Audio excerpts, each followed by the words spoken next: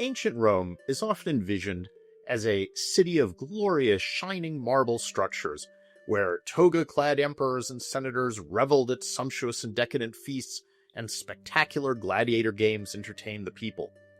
This idealized vision of Rome has been heavily shaped by movies, particularly those of the golden age of Hollywood in the 50s and 60s. There is certainly truth to these images. Rome was indeed a city of magnificent public structures and profligate spectacles. But this is not the whole story. There was a darker, grittier side to life in ancient Rome. In this lecture, I want to take you behind the familiar facade of shining marble and reveal the bleak reality of what life in ancient Rome was really like for the average inhabitant. Ancient Rome was, quite simply, a crowded, noisy, smelly, and, most of all, dangerous place to live. For the overwhelming majority of ordinary Romans, daily existence in the great capital was a grim struggle in which you were constantly menaced with an array of deadly threats that could strike without warning at any time. In particular, there were 5 major hazards that characterized life in ancient Rome and often played a far greater role in the lives of the city's inhabitants than the city's glories. I like to call these the 5 Fs: floods, fires, famines, filth, and fevers. Before we look at these, keep in mind that due to its size, the city of ancient Rome was an exception. It was at least twice as large as any other city of its time. By the late 1st century BC, the population of Rome was around 1 million people, and it stayed at this level for several centuries. This was an absolutely huge population for a pre-industrial city. It was the biggest city yet seen in world history, at least in the Western Hemisphere, and no other city in the Western Hemisphere would reach this size again for another 2,000 years, when London hit 1 million in the 19th century. As late as 1850, only 2 cities, London and Paris, had populations over 1 million. Despite its size, most of the hazards that ancient Romans faced would also have been familiar to any inhabitant of an ancient Roman city. These problems may have been more intense at Rome due to its size, but any urban dweller in the Roman world would have experienced them at least to some degree. Alright, Rome is famous as the city of 7 hills, but between those hills, the valleys and plains, where most of the city was actually located, were originally marshy, low-lying land. Much of Rome was built on top of what were originally swamps, and when the Tiber River flooded, as it often did, these areas were submerged underwater. Even worse, the city was situated along the banks of the Tiber River at precisely the most flood-prone spot along its entire length. There were practical reasons for why Rome was built here, but nevertheless, the city's location doomed it to a 3,000-year-old struggle against flooding. Tiber floods were frequent, severe, and destructive. On average, there was a major flood about every 25 years, and minor ones about every 5 years. The worst of these could result in water levels that rose 50 feet above normal, and that inundated nearly all the major regions and monuments of the city, including the Roman Forum, the Colosseum, the Circus Maximus, and the Pantheon. As we've seen with recent disasters such as Hurricane Katrina in New Orleans, floods wreak great havoc on both the city and its inhabitants. Many buildings can be undermined or weakened by the waters, resulting in spectacular collapses. The floods also cause the sewers to back up, spreading filth and disease, and spoiling the vital food supplies stored in the city's warehouses. These floods could be so severe that boats were needed to travel through the flooded streets of the city. The ancient author Cassius Dio notes several such occasions, including one during the reign of Augustus, when the streets were navigable by boat for 7 days. We have other ancient accounts describing floodwaters sweeping people off their feet in the Roman Forum, knocking over bridges, and flooding out public spectacles being held in the theaters and in the Circus Maximus. Not surprisingly, the wealthiest Romans overwhelmingly chose to locate their houses atop hills, which insulated them from many of the negative consequences of flooding. The poor, the vast majority of the populace, had to settle in the low-lying areas. Most of the buildings destroyed by floods appear to have been insulae, That's the often shoddily constructed apartment buildings in which most ordinary Romans lived. Contrary to the impression one might have from movies, most urban Romans lived in apartment buildings, not individual houses. An inventory of buildings in the city of Rome from the 4th century AD notes that at that time there were about 47,000 apartment buildings in Rome, but only around 1,800 houses. While those fortunate enough to live on hills might have evaded floods, no one in Rome was safe from the ubiquitous and constant threat posed by the next danger, fires. At night, the only light source was small lamps fueled by olive oil. Also, everyone had to cook over open flames. Not surprisingly, in the cramped living conditions of the city, it was all too easy for a spark to jump to a combustible surface, or for someone to knock over a lamp and ignite a dangerous fire. The way that the city was laid out exacerbated the threat of fires. Because Rome had grown organically from a small village, its streets were a jumbled maze of narrow, twisting paths which offered little or no barrier to the spread of fires. Under these conditions, once a fire had grown beyond its starting point, it was nearly impossible to extinguish. It seems that not a night went by without a serious fire somewhere in Rome, and larger fires that destroyed entire neighborhoods appear to have occurred roughly every other year. One ancient source describes a group of friends climbing up to the top of a hill and watching a section of the city burn down, apparently as a form of entertainment. We know of at least 85 major fires, but the worst of all was the Great Fire of 64 AD, which broke out around the east end of the Circus Maximus. This terrible conflagration burned for 9 days, and by the end of it, nearly the entire city was affected, with 10 out of Rome's 14 districts devastated by the inferno. In an attempt to combat the danger posed by fires, the first Emperor Augustus set up a brigade of 7,000 night watchmen who patrolled the city carrying buckets and axes. When they spotted a fire, they would fill up their buckets at the nearest fountain and fling water onto the blaze.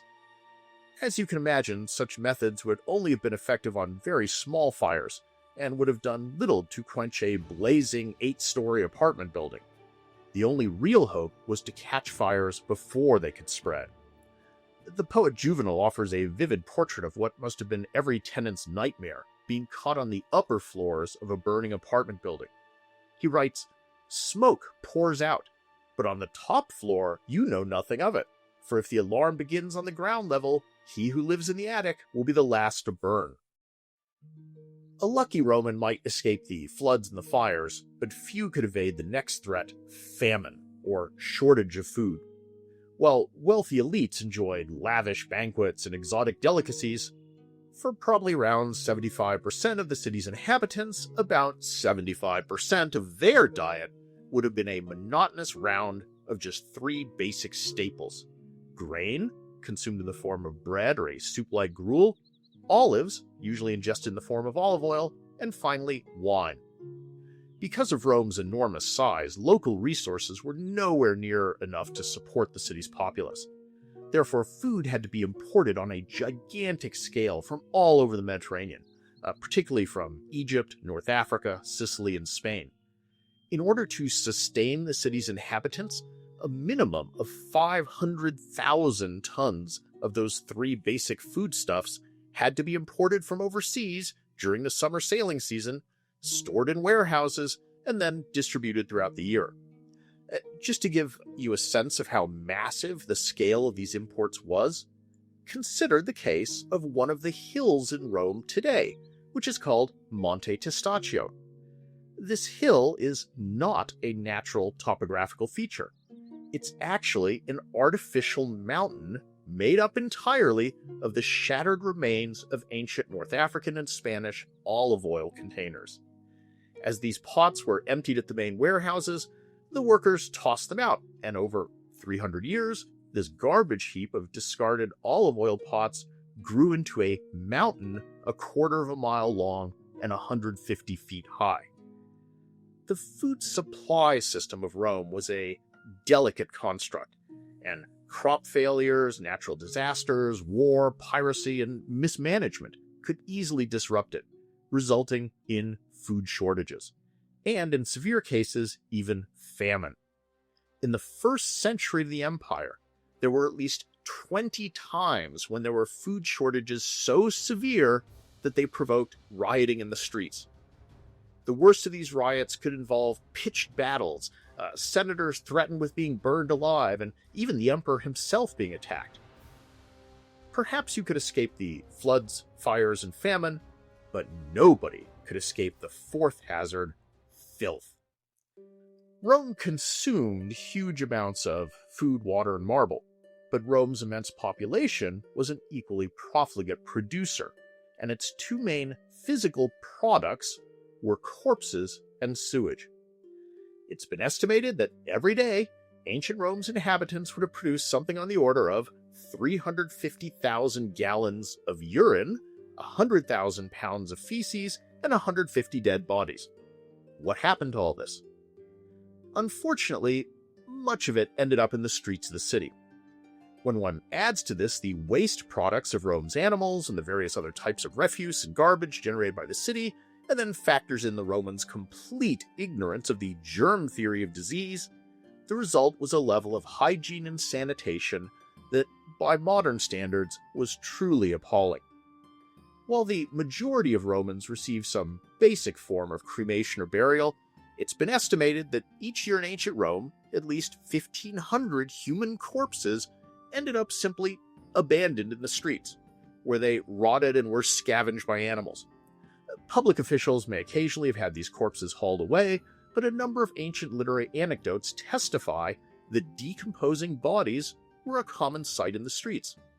In fact, so familiar was this scene that the writer Martial wrote a poem describing a beggar dying in the streets who, with the last of his strength, is trying to fend off these scavenging vultures and dogs that are gathering to feed on him. Even the highest levels of Roman society were not insulated from such sights. Another author tells the story of a street dog, which ran into the emperor's palace and dropped a human hand that it was carrying in its mouth beneath the emperor's dining table. By the way, he tells this story not because such scenes were shocking or surprising, but only because the emperor interpreted this as a good omen, since the hand was a symbol of power to the Romans. Adding to the human bodies in the streets would have been thousands of carcasses from Rome's considerable population of animals, both domesticated and wild. What happened when an ancient Roman had to go to the bathroom? Here, one must remember that the primary purpose of Rome's sewers was not to carry away waste, but instead to provide drainage. While there were some large public latrines, relatively few structures possessed bathrooms that were connected to the sewers. There are actually some compelling reasons you would not want a direct connection to the sewer. There were no valves or water traps in Roman plumbing, so a lot of things you would rather not have coming into your home would have gained easy access, such as noxious smells and gases, and all sorts of sewer vermin and pests. Because of this, in most Roman dwellings, the latrine would have consisted of a clay pot in a corner that, when full, was, in theory, supposed to be lugged outside and down the street to the nearest sewer opening where the contents could be poured in. Particularly for the poor, most of whom remember lived on upper floors of high-rise apartment buildings, hauling a large pot full of reeking sewage down many flights of stairs was not exactly an appealing prospect. Therefore, many of these chamber pots were emptied by the much simpler expedient of waiting until no one was looking and then dumping the pot's contents out the window. While technically illegal, it was nevertheless clearly a routine practice.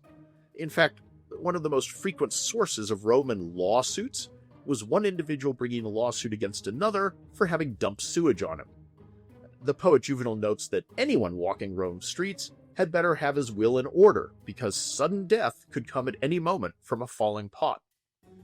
When this practice is multiplied by the number of Rome's inhabitants and the sum total of human waste is augmented by the excreta of Rome's animals, one can imagine that the total amount of raw sewage being deposited in a relatively small area was overwhelming. The biological waste deposited in the city's roadways was then trampled together with water, mud, and garbage to form a vile and stinky layer of muck. It is probably not too much of an exaggeration to say that many of Rome's streets more closely resembled swampy bogs of human waste and garbage than anything that we would today envision as roads. It also explains why many wealthy Romans preferred to be carried through the streets on litters surrounded by perfumed curtains.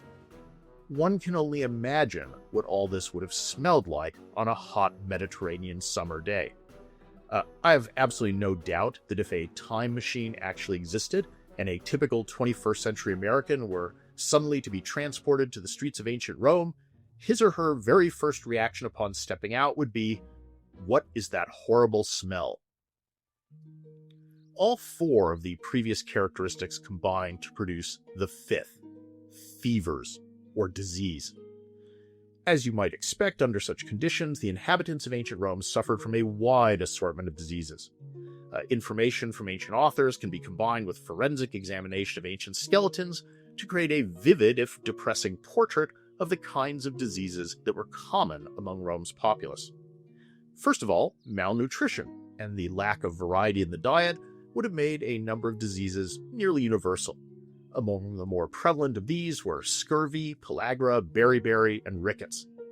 Second, the poor levels of sanitation caused by the presence everywhere of carcasses and excrement, both animal and human, the scavenging dogs, birds, rats, flies, and other vermin, and the general overcrowding would all have combined to foster the growth of diseases and to spread them rapidly throughout the city. Some of the more common diseases falling into this category include malaria, dysentery, cholera, typhoid, gastroenteritis, tuberculosis, leptospirosis, leprosy, marasmus, hepatitis, and salmonella. Poor sanitation would also have resulted in widespread affliction with internal parasites and worms, such as hookworms, roundworms, pinworms, whipworms, and tapeworms of all kinds. An interesting statistical analysis of Roman tombstones has demonstrated a substantial spike in the death rate between August and October, which exactly corresponds to the malaria season. While usually not fatal on its own, malaria likely carried off people already weakened by parasites, malnutrition, and other diseases. As if all this were not bad enough, the city was also prone to occasional sporadic outbreaks of other infectious diseases, such as the plague. Rome suffered many of these.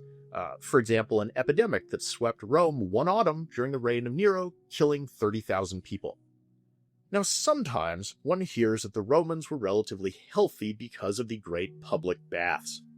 It is true that even poor Romans bathed frequently. While this practice might have helped keep them free of dirt, it probably did not improve their overall health. Unlike modern chlorinated pools, the Roman baths use no form of disinfectant, and a standard prescription offered by Roman doctors to their patients afflicted with a wide range of diseases, including boils, skin rashes, worm infestations, diarrhea, sexually transmitted diseases, and tuberculosis, was to go take a long soak in the public baths. There, the warm waters could have provided a perfect medium to transmit whatever they were suffering from to the other bathers. So while you might walk out of a bath free of dirt, you might well have picked up something a lot nastier while in the water. While Roman historians like to argue about the exact death rate in ancient Rome, it seems fairly safe to say that the city was an unhealthy environment in which to live. The health hazards in Rome were particularly dangerous to the old and the young, and rates of infant mortality were horrifically high in the ancient world. Perhaps as many as 1/3 of babies did not survive their first year of life, and even the very richest could not escape this grim reality. To conclude, let us return to that image of ancient Rome as a beautiful and sophisticated city of shining marble and fabulous monumental structures. The city was indeed a magnificent construct, whose buildings still serve as models and inspirations today. Nevertheless, while elements of the portrait of the glorious shining city of Rome are true, in order to make that image completely accurate, we now know that we need to make a few additions. First, submerge some of those monuments beneath dirty floodwater. Then set a few neighborhoods on fire. Next, add a starving mob rioting in the forum. Next, give everyone a couple of diseases and some parasites. And finally, smear mud, garbage, and excrement over everything and top it off by sprinkling around some corpses. That was the real ancient Rome. I hope you enjoyed this episode. If you want to learn more about ancient history or myself, please check out my website, my books, or the various audio and video courses that I've made with the Great Courses / The Teaching Company. Those are available from Audible, Apple Books, Amazon, and directly from the Great Courses. Thanks very much for watching. And remember, it's easier to make sense of the present if you know about the past.